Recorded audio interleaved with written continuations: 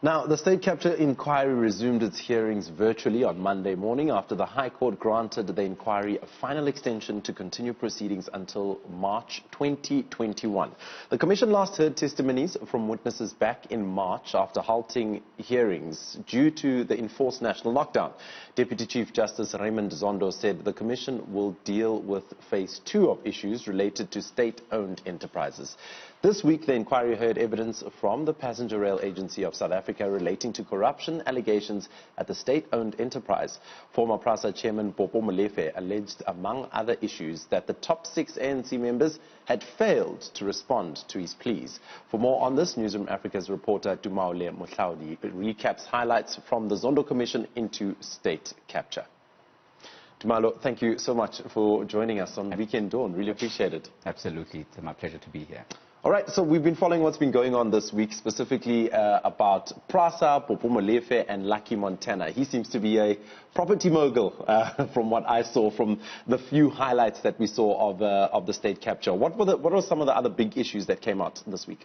Well, some of the big issues that came out this weekend, when you mentioned Mr. Montana, he was basically one of the characters that was central to Mr. Tumaole Mohlaoli's testimony. And as far as that goes, Mr. Tumaole Mohlaoli was saying when he was chairman of the board at PRASA, he had big problems in terms of trying to get investigations or support into alleged irregularities when it came to financial transactions. Now, Tumaole Mohlaoli testified before the commission that these particular financial transactions he's talking about, where he flagged irregularities, were in the sums of tens and if not hundreds of millions of rands in total that were spent irregularly, I beg your pardon.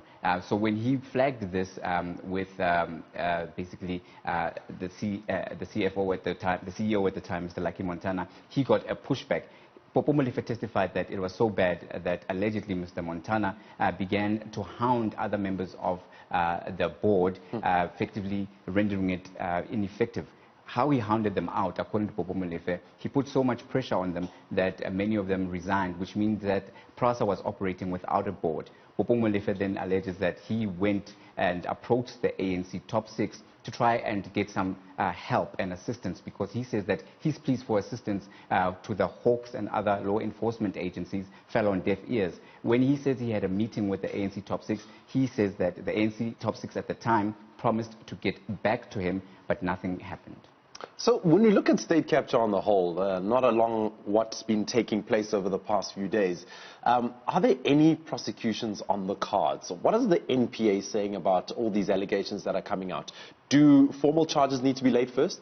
Well, what needs to happen as far as the commission goes, this is why exactly it was set up, is that once it is finalized, it will then make recommendations. Once these recommendations are made by the Judicial Commission of Inquiry into State Capture, then the MPA will look at the evidence, and then it will decide whether it has enough in terms of evidence, in terms of credible witnesses, to then institute formal prosecutions. This is one of the issues that Deputy Chief Justice Raymond Zondo was very emphatic about when he basically made a call for those with evidence leading or pointing to corruption at state-owned enterprises. Of course, PRASA is the one that's under the spotlight, that has been under the spotlight in these particular hearings this past week. He says they should come forward and their testimony will go a long way. He went further to say that the problem with this particular issue of state capture is that people who have information have either been intimidated to such an extent that they feel that it's not worth their time to go forward, because there seems to be a perception that those who are doing state capture and those who are breaking the law are acting with impunity. He says that now is the time for good South Africans to put the country first and come forward and bring the information. Once the commission is wrapped up, the recommendations will be then strong enough when they are handed over to the president. Then, of course, then law enforcement agencies can then approach the people who made their submissions to the commission to make their submission before a court of law. I just want to go back to what we mentioned about Lucky Montana and the properties that he spent money on. And I'm just checking out the figure. 36 million rand spent in the space of 12 months, all starting in 2014. Where was all this money supposed to go if it was being spent on private properties? Absolutely. This money was supposed to go to the maintenance of Prasa's rolling stock. This would be obviously the trains that commuters use in and around Gauteng and other provinces. But it was also supposed to go to Prasa's other activities in terms of maintenance of Prasa's own properties. But what in turn started to happen is that without a board, the allegation is that Mr. Montana then entered into what were questionable deals and secured property, which were then transferred to a private legal firm, which was under his name. And therefore, the allegation is that, of course, that property was then owned privately. However, the money that was used was money that was taken from state funds. With regards to the Prasa issue, what else can we expect at the state capture inquiry? What's coming up in the next few days? Well, what's coming up in the next few days is that we are likely to hear more evidence. What has been happening is that we have heard from testimonies from people from the NPA, from people from the Hawks, people from property development agents. These were people who were allegedly involved in these transactions.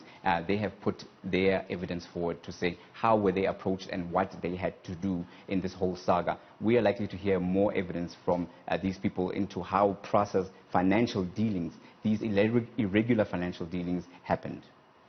All right, now, when we look at the state-owned entities on the whole, apart from Prasa, the likes of Eskom as well, and even SAA, do we expect more to come out of the state capture inquiry when it comes to other state-owned entities in the near future? We're looking at about 8 months to go till it wraps up? Yes, we're looking at about 8 months to go.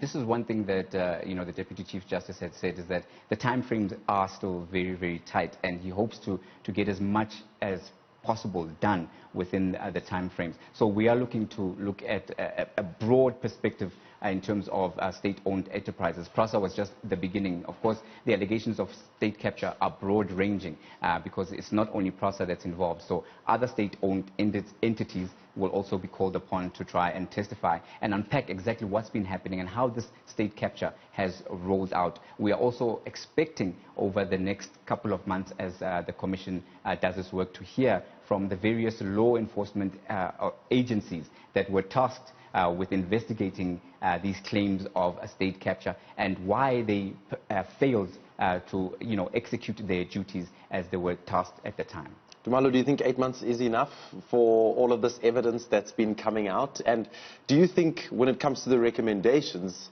do you think people will really be held accountable? Do you think the recommendations would even cover things like jail time for some people who are found guilty? Well, that will be up to the National Prosecuting Authority to determine exactly, based on the strength of the testimonies that have been given here at the State Capture Commission inquiry. So they will then decide who will basically be taken to court to put forward formal charges against those who are implicated. So based on the strength of the testimony, the recommendations that will be given by the Commission will then guide the National Prosecuting Authority onto the next step. Tumaole Mohlaoli, thank you so much for your time. Newzroom Africa's senior reporter Tumaole Mohlaoli recapped highlights from the Zondo Commission into state capture. We'll all be tuning in over the next 8 months to see how that unfolds, of course.